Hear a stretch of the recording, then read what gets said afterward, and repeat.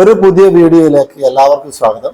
തീർച്ചയായും ഇത് ഹൈറിച്ചിനെ കുറിച്ച് തന്നെയാണ്. ഹൈറിച്ചിന്റെ ഏറ്റവും പുതിയ അപ്ഡേറ്റ് എന്നുള്ള രീതിയിൽ ഇന്ന് സെഷൻ കോർട്ടിൽ ഹൈറിച്ചുമായി ബന്ധപ്പെട്ടുള്ള അക്കൗണ്ട് ഫ്രീസിങ്ങും ഒക്കെയായി ബന്ധപ്പെട്ടുള്ള കേസ് എടുത്തിട്ടുണ്ടായിരുന്നു. അതിൽ പോലീസ് കൃത്യമായി അവരുടെ റിപ്പോർട്ട് സബ്മിറ്റ് ചെയ്തിരിക്കുകയാണ്. ആ റിപ്പോർട്ടുമായി ബന്ധപ്പെട്ടുള്ള അതിൻ്റെ മേലുള്ള വാദം 25-ാം തീയതി, അതായത് നാളെ നടക്കുമെന്നുള്ള രീതിയിലാണ് നമുക്കിപ്പോൾ കിട്ടുന്ന വിവരം. ഹൈറിച്ചുമായി ബന്ധപ്പെട്ട് കഴിഞ്ഞ 2 ദിവസങ്ങളിലായി നമുക്കറിയാം വിവിധ തരത്തിലുള്ള കൂടുതലായ വിഷയങ്ങൾ നടന്നുകൊണ്ടിരിക്കുകയാണ്. കഴിഞ്ഞ ദിവസം ഹൈറിച്ചിന്റെ ഓഫീസിലും അതുപോലെ ശ്രീനാഥ് പ്രതാപനും താമസിക്കുന്ന വാടക വീട്ടിലും ഇഡിയുടെ റെയ്ഡ് നടന്നു. ഇഡി എന്ന് പറയുന്ന ഒരു അതോറിറ്റി ഒരു സ്ഥാപനത്തിൽ റെയ്ഡ് നടത്തുക എന്ന് പറയുന്നത് വളരെ ലഘൂകരിച്ചു കൊണ്ടുള്ള വാർത്തകൾ ഇവരുടെ ലീഡർമാർ അവരുടെ ഗ്രൂപ്പുകളിൽ, വാട്സാപ്പ് ഗ്രൂപ്പിലും സൂം മീറ്റിങ്ങിലൊക്കെ പറഞ്ഞുകൊണ്ടിരിക്കുകയാണ്. സാധാരണ പോലീസ് സ്റ്റേഷനിൽ കൊടുക്കുന്ന ഒരു കേസ് പോലെ, ആ കേസിന് അനുസരിച്ചിട്ടുള്ള പ്രവർത്തനം പോലെയല്ല എൻഫോഴ്സ്മെന്റ് ഡയറക്ടറേറ്റ് ഒരു കേസ് ഏറ്റെടുക്കുക. അവർക്കൊരു പരാതി ലഭിച്ചു കഴിഞ്ഞാൽ ആ പരാതിയുമായി ബന്ധപ്പെട്ട് അവർ ആദ്യം പ്രഥമമായ റിപ്പോർട്ടുകൾ അന്വേഷിച്ച് എടുത്തതിന് ശേഷമായിരിക്കും അവിടെ പൊതുവെ ഇത്തരത്തിലുള്ള ഒരു റെയ്ഡ് നടത്തുക. വളരെ ലഘൂകരിച്ചുകൊണ്ട് പല ലീഡർമാരും ഈ വാർത്തയെ തമാശ രൂപേണയൊക്കെ കാണുന്നതായിട്ട് കണ്ടു. യഥാർത്ഥത്തിൽ ഹൈറിച്ചിന്റെ ശവപ്പെട്ടിയിലെ അവസാന ആണിയായിട്ടാണ് എൻഫോഴ്സ്മെന്റ് ഡയറക്ടറേറ്റിന്റെ ഈ ഒരു റെയ്ഡിനെ നമ്മൾ കാണേണ്ടത്. വെറുതെ വന്നു പോവുകയല്ല അവർ ചെയ്തത്. അവരുടെ ഇന്നത്തെ റിപ്പോർട്ട് പ്രകാരം പ്രഥമ ദൃഷ്ട്യ 2300 കോടി രൂപയുടെ, നമ്മൾ നേരത്തെ പറഞ്ഞ 1630 കോടി രൂപയുടെ കഥയൊക്കെ പോയി. ഏറ്റവും കുറഞ്ഞത് 2300 കോടി രൂപയുടെ ഇടപാടുകൾ, അനധികൃതമായ ഇടപാടുകൾ നടന്നിട്ടുണ്ട് എന്നുള്ള രീതിയിലാണ് ഇഡി റിപ്പോർട്ട് സബ്മിറ്റ് ചെയ്യാൻ വേണ്ടി പോകുന്നത് എന്നാണ് അറിയാൻ കഴിഞ്ഞത്. അപ്പൊ ഇതൊരു തമാശയായിട്ടുള്ള കാര്യമല്ല. ഇപ്പോഴും പക്ഷേ പല ലീഡർമാരും സാധാരണക്കാരായ ജനങ്ങളെ പറ്റിക്കാൻ വേണ്ടി ഇതൊന്നും ഒരു വിഷയമല്ല, ഈ വിഷയങ്ങളൊന്നും നിങ്ങൾ ശ്രദ്ധിക്കണ്ട, നമ്മൾ നമ്മുടെ കാര്യം നോക്കിയാൽ മതി, നമ്മൾ നോർത്ത് ഇന്ത്യയിലേക്ക് നമ്മുടെ വ്യാപാരം വളർത്താൻ പോവുകയാണ്. അതുപോലെ ഇന്ന് മറ്റൊരു വോയിസ് കേട്ടു. തൃശ്ശൂർ റൗണ്ടില് കുടുംബ സംഗമം 27-ാം തീയതി ഒരുപാട് ആൾക്കാരെ, നമ്മൾ 1 ലക്ഷം പേരെ ഉൾക്കൊള്ളിച്ചുകൊണ്ട് നടത്തും എന്നുള്ള രീതിയിലൊക്കെ ഒരു വാർത്ത കണ്ടു. ഇനിയും നിങ്ങൾ മൂഢസ്വർഗത്തിലാണെങ്കിൽ ഹൈറിച്ചിലെ അനുകൂലികളോട് സഹതാപം എന്നുള്ള വാക്ക് മാത്രമേ നമുക്ക് പറയാനുള്ളൂ. ഇനിയും നിങ്ങൾ കാത്തിരിക്കുകയാണ്, നിങ്ങളുടെ പേ ഔട്ട് ലഭിക്കും, ഉറപ്പായിട്ടും നമ്മുടെ പണം തിരിച്ചു ലഭിക്കും എന്നുള്ള നിങ്ങളുടെ ചിന്ത. അങ്ങനെ ചിന്തിക്കുന്ന ആൾക്കാരോട് കോമൺ സെൻസ് എന്ന് പറയുന്ന, സാമാന്യ ബുദ്ധി എന്ന് പറയുന്ന കാര്യം ഒരിറ്റെങ്കിലും നിങ്ങൾ ഉപയോഗിക്കണമെന്ന് മാത്രമേ താഴ്മയോടുകൂടി നിങ്ങളോട് പറയാനുള്ളൂ.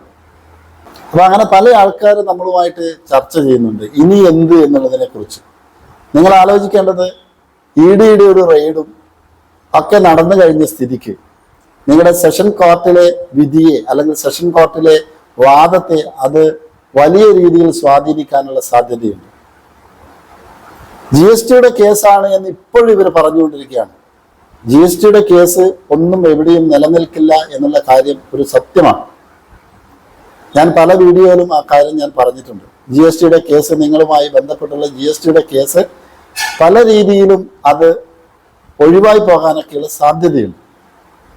പക്ഷെ GSTയുടെ അല്ല നിങ്ങളുടെ കേസ്. അനധികൃതമായ ഡെപ്പോസിറ്റുകൾ സ്വീകരിച്ചിരിക്കുന്നു, അനധികൃതമായി OTTക്കും അതുപോലെ HR കോയിൻ ത്രൂവും അതുപോലെ ഡിജിറ്റൽ ID എന്ന് പറയുന്ന കൺസൈൻമെന്റ് കൂപ്പൺ എന്ന് നിങ്ങൾ ഓമന പേരിട്ട് വിളിക്കുന്ന ആ രീതിയിലും നിങ്ങൾ അനധികൃതമായി പണം സ്വരൂപിച്ചിട്ടുണ്ട് എന്നുള്ളത് സത്യമാണ് എന്ന് ഇഡിയുടെ റെയ്ഡോട് കൂടി 100% സത്യമാണെന്ന് തെളിഞ്ഞിരിക്കുകയാണ്. അതിന്റെ വ്യാപ്തി ഇനിയും അതിൽ എത്രയാണ് അധികം എന്ന് മാത്രമേ നമുക്കറിയേണ്ടതുള്ളൂ. പിന്നെ സെഷൻ കോർട്ടിലെ, ബഡ്സ് കോർട്ടിലെ കേസ് എന്ന് പറയുന്നത് പോലീസ് റിപ്പോർട്ട് സബ്മിറ്റ് ചെയ്യുന്ന സമയത്ത് പോലീസ് ഇനിയും നമുക്ക് സമയം ആവശ്യമാണ് എന്ന് പറയുകയാണെങ്കിൽ കേസ് വീണ്ടും മുന്നോട്ടേക്ക് പോകാനേ സാധ്യതയുള്ളൂ. അതുകൂടെ നമ്മൾ മനസ്സിലാക്കുക. കാരണം ഒരിക്കലും സെഷൻ കോർട്ടിൽ നിന്ന് അടുത്ത ദിവസം തന്നെ നിങ്ങൾക്ക് നിങ്ങളുടെ ബിസിനസ് നടത്തിക്കോളൂ, നിങ്ങളുടെ അക്കൗണ്ട് അൺഫ്രീസ് ചെയ്തിരിക്കുന്നു, ഒരു സാധ്യതയും നിങ്ങൾ ആരും പ്രതീക്ഷിക്കരുത്. കാരണം ആ കേസിന്റെ ഒരു രീതി അങ്ങനെയാണ്. ബഡ്സ് ആക്ട് പ്രകാരമുള്ള കേസിന്റെ രീതി അങ്ങനെയാണ്. നമുക്ക് ഇനിയും സമയം വേണമെന്ന് പോലീസോ ഇനി അല്ലെങ്കിൽ ED യോ CBI വിജിലൻസോ അങ്ങനെ ഏത് ആൾക്കാർ ആവശ്യപ്പെടുകയാണെങ്കിൽ അത് അനുവദിക്കുകയാണ് സാധാരണഗതിയിൽ ഇത്തരത്തിലുള്ള കേസുകളിൽ നടക്കുക. പല ലീഡർമാരും ആൾക്കാരെ ചേർത്തത് നിങ്ങൾക്ക് നഷ്ടപ്പെട്ടാൽ പൈസ നമ്മൾ തരും എന്നുള്ള രീതിയിലൊക്കെ പറഞ്ഞുകൊണ്ടാണ്. എന്നാൽ ഇപ്പോൾ പല ആൾക്കാരും വാക്ക് മാറ്റാൻ തുടങ്ങിയിട്ടുണ്ട്. ലീഡർമാർ പലരും കൈയൊഴിയാൻ തുടങ്ങിയിട്ടുണ്ട്. നിങ്ങൾ പണം ഇട്ടല്ലോ, നിങ്ങളെ പോയെങ്കിൽ നിങ്ങൾ എന്താണെന്ന് വിചാരിച്ച് ചെയ്തോളൂ എന്നുള്ള രീതിയിലൊക്കെ പല ചോട്ടാ ലീഡർമാരും ചെയ്യാൻ തുടങ്ങി. കാരണം അവർക്ക് വേറെ മാർഗമില്ല. കാരണം ഇതിൽ നമുക്കറിയാം, ഈ ഒരു പോൺസി സ്കീമിൽ ആദ്യത്തെ 1, 2, 3 ലെയറുകളിൽ മാത്രമായിരിക്കും വലിയ ലാഭം ഉണ്ടാക്കിയിട്ടുണ്ടാവുക. അപ്പൊ അതിന് താഴെയുള്ള ലീഡർമാർക്കും ഒന്നും ചെയ്യാൻ കഴിയില്ല. അപ്പൊ കഴിഞ്ഞ വീഡിയോയിൽ ഞാനൊരു കാര്യം പറഞ്ഞിട്ടുണ്ടായിരുന്നു, ഒരു ബാങ്ക് മാനേജർ ഇതിൽ പെട്ട ഒരു കഥ. ഒരാളുടെ അക്കൗണ്ടിലേക്ക് 1 കോടി രൂപയിലധികം കഴിഞ്ഞ ഫിനാൻഷ്യൽ ഇയർ വന്നു. അപ്പോൾ ബാങ്ക് മാനേജർ വിളിച്ചിട്ട് ചോദിച്ചു, ഇത് എവിടുന്നാണ് ഇത്രയും തുക നിങ്ങൾക്ക് വന്നത്? അപ്പോൾ അയാൾ ഈ പ്ലാനിനെ കുറിച്ചും ഈ ഹൈറിച്ചിനെ കുറിച്ചുള്ള കാര്യങ്ങൾ പറഞ്ഞു. ഒടുവിൽ ബാങ്ക് മാനേജർ തന്നെ 20 ലക്ഷത്തോളം രൂപ ഇയാളുടെ അക്കൗണ്ട് ത്രൂ ഡെപ്പോസിറ്റ് ചെയ്തിട്ടുണ്ട്. അപ്പൊ ഇത്തരത്തിലുള്ള പ്രവർത്തനങ്ങൾ നമ്മുടെ കേരളത്തിൽ നടന്നിരിക്കുന്നു. ED പറഞ്ഞ 2300 കോടിയൊന്നും ആയിരിക്കില്ല ഇനി വരാൻ പോകുന്ന കണക്കുകൾ എന്നാണ് നമ്മൾക്ക് തന്നെ മനസ്സിലാക്കാൻ സാധിക്കുന്നത്. ഇനി എന്ത് എന്നുള്ളതിനെ കുറിച്ചാണ് നമ്മൾ ചിന്തിക്കേണ്ടത്. നമ്മൾ കഴിഞ്ഞ കാലത്തെക്കുറിച്ച് വെറുതെ ചർച്ച ചെയ്ത് വെറുതെ സമയം കളയുന്നതിന് പകരം ഇനി എന്ത് എന്നുള്ളതിനെ കുറിച്ചാണ് നമ്മൾ ചർച്ച ചെയ്യേണ്ടത്. എന്തായാലും കമ്പനി യാതൊരു തരത്തിലുള്ള ഇത് വേണ്ടിയുള്ള ഒരു പ്രവർത്തനവും നടത്തുന്നില്ല എന്നുള്ള കാര്യം ഉറപ്പാണ്. അങ്ങനെ ചെയ്യുന്നുണ്ടെങ്കിൽ ഇതുവരെ അവർ പറഞ്ഞുകൊണ്ടിരുന്നത് നമ്മുടെ MDയും നമ്മുടെ CEOയും ഒക്കെ നമ്മോട് കൂടെ തന്നെയുണ്ട്, നമ്മുടെ നാട്ടിൽ തന്നെയുണ്ട് എന്ന് ഇങ്ങനെ പറഞ്ഞുകൊണ്ടിരുന്നിട്ടുണ്ടായിരുന്നു. എന്നാൽ ഇപ്പോൾ യഥാർത്ഥത്തിൽ അവരും ഒളിവിൽ പോയിരിക്കുകയാണ്. ഹൈറിച്ചിന്റെ അനുകൂലികളുടെ ദൈവവും അവരുടെ ദൈവപത്നിയും ഒക്കെ ഒളിവിലാണ് എന്നുള്ള യാഥാർത്ഥ്യമെങ്കിലും ഇനിയെങ്കിലും നിങ്ങൾ മനസ്സിലാക്കണം. നമുക്കിനി ചെയ്യാൻ കഴിയുക തീർച്ചയായും നിങ്ങളുടെ തൊട്ട ലീഡർ മുതൽ മുകളിലേക്ക് നിങ്ങൾക്ക് അറിയാവുന്ന എല്ലാ ലീഡർമാരുടെയും പേരുകൾ ഉൾപ്പെടുത്തിക്കൊണ്ടുള്ള ഒരു കേസ് ഫയൽ ചെയ്യുക എന്നുള്ളത് മാത്രമാണ് നിങ്ങളുടെ മുന്നിലുള്ള ഏക മാർഗം എന്ന് നിങ്ങൾ ഉറപ്പായും മനസ്സിലാക്കുക. സാമാന്യ ബുദ്ധി എന്ന മനുഷ്യന്റെ വിവേചനാധികാരത്തെ നമ്മൾ ഉപയോഗിക്കുക എന്നുള്ളതാണ് പറയാനുള്ളത്. സാമാന്യ ബുദ്ധി എന്ന് പറയുന്നത് നമ്മൾ സ്വയം ഉണ്ടാക്കേണ്ടതാണ്. എല്ലാവരുടെ ഉള്ളിലും സാമാന്യ ബുദ്ധിയുണ്ട്. അത് ഉപയോഗിക്കുന്ന രീതിയാണ് നമ്മളെ മറ്റുള്ള വ്യക്തികളിൽ നിന്നും വ്യത്യസ്തനാക്കുന്നത്. എന്നാൽ അറിയുക, നിങ്ങളുടെ സാമാന്യ ബുദ്ധി നിങ്ങൾ ഇനിയാണ് ഉപയോഗിക്കേണ്ടത്. എവിടെ കേസ് കൊടുക്കണം എന്നുള്ളതാണ് പലരുടെയും പ്രശ്നം. നമുക്കറിയാം, സാമ്പത്തികമായി പല വിഷയങ്ങളിൽ EMI അടക്കാനില്ലാതെ, റെന്റ് അടക്കാനില്ലാതെ, പലതരത്തിലുള്ള വായ്പകൾ വാങ്ങി അത് തിരിച്ചടക്കാൻ കഴിയാതെ 2 മാസമായിട്ട് ഇതിലെ ഹൈറിച്ചിൽ ഇൻവെസ്റ്റ് ചെയ്തിരിക്കുന്ന ആൾക്കാരുണ്ട്. അത് ചെറിയ തുക മുതൽ 10,000 മുതൽ 4 കോടി വരെ ഇൻവെസ്റ്റ് ചെയ്ത ആൾക്കാരുണ്ട് എന്നുള്ള കാര്യം നമുക്കറിയാം.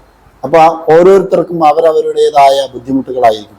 എന്തുകൊണ്ടാണ് ഒരാൾ 10,000 ഇട്ടത്, എന്തുകൊണ്ടാണ് ഒരാൾ 4 കോടി ഇട്ടത്? അവർക്ക് ഓരോരുത്തർക്കും അവരവരുടേതായ ബുദ്ധിമുട്ടുകളും അതുമായി സംബന്ധിച്ചിട്ടുണ്ടാവും. അപ്പോ അവരൊക്കെ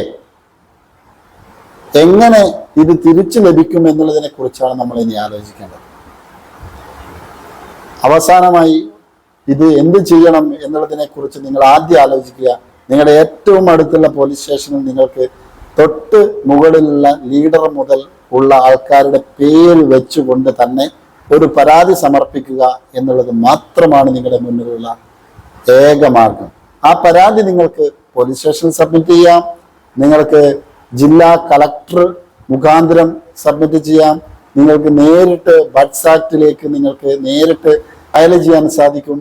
ഇനി അല്ലെങ്കിൽ ഏറ്റവും നല്ല മാർഗം, ഏറ്റവും എളുപ്പ മാർഗം എന്നുള്ള രീതിയിൽ നിങ്ങൾക്ക് ഈ പറഞ്ഞ കാര്യങ്ങളൊക്കെ ഉൾക്കൊള്ളിച്ചുകൊണ്ടുള്ള ഒരു കേസ് തയ്യാറാക്കി പബ്ലിക് പ്രോസിക്യൂട്ടറെ, സർക്കാർ അഭിഭാഷകരെ സമീപിച്ചുകൊണ്ട് നിങ്ങൾക്ക് സമർപ്പിക്കാൻ കഴിയും.